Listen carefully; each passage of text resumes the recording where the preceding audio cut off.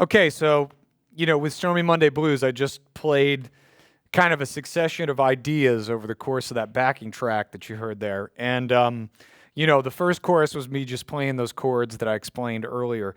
The second chorus, I was sort of consciously going for more of the traditional T-Bone Walker language, all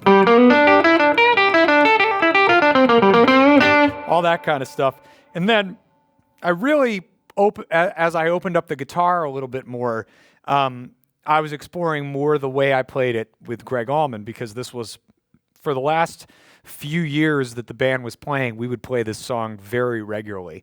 And I started to sort of discover my own ways through the nooks and crannies of it, particularly playing that turnaround, because when you have the main part of the blues, the first, 8 bars or so, you're basically just, playing blues phrasing more or less. But when you get, again, to this, you can really play G major over those chords. The B minor, the A minor, the B minor.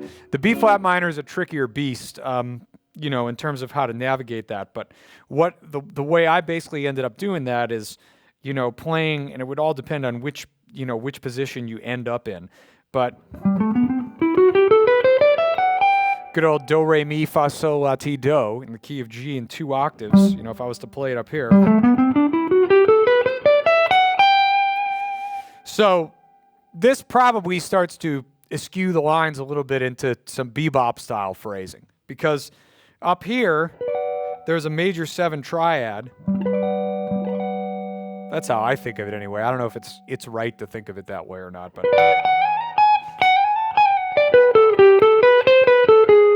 and you could put that note on as a connective note,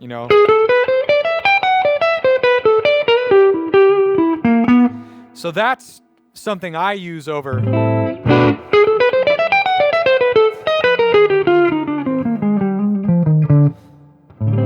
So that gets you through the whole thing. Good luck tabbing that one.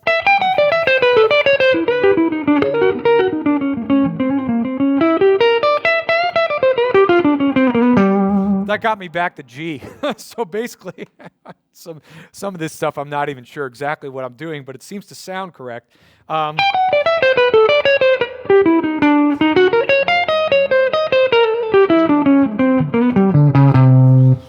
So I started to build that into playing that turnaround.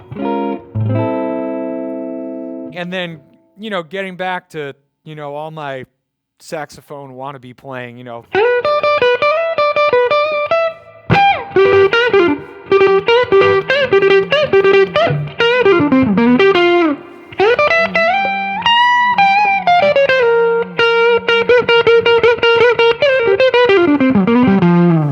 those are kind of the things that I, tried to, those are things I really love to play over this song. And, it was kind of my own individual approach to playing that song with Greg Allman, who, of course, was one of the most, right along, I would say, with Bobby Bland and T-Bone, one of the most iconic interpreters of that blues classic. But it's an absolutely essential song to learn, and to learn how to play over. I mean, slow blues shuffles, that's what really separates the men from the boys in any form of improvisation in American roots music. It doesn't matter if you're talking about any of the styles. If we're talking about jazz or rhythm and blues, rock and roll, country, without this basic knowledge and eventually, hopefully, some form of mastery over the blues idiom and the ability to swing and play a slow blues, a 12/8 feel, a shuffle feel, you really are not going to have a feel that's going to be as powerful as it could be.